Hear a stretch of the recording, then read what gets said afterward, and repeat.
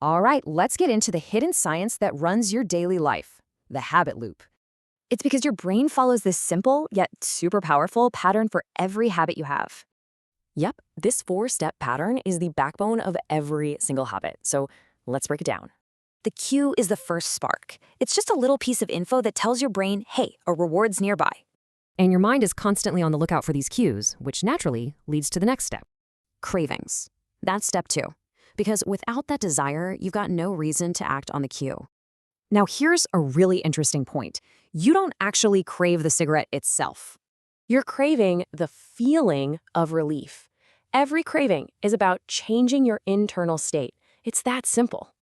This perfectly shows that cues are totally meaningless until we interpret them. Our thoughts turn them into cravings.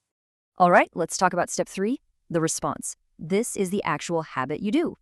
But a response only happens if you're motivated enough, and if it's not too hard to do, right?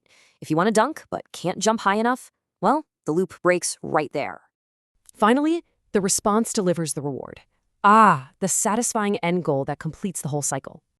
So we're always chasing rewards, and that's because they serve 2 key purposes for us.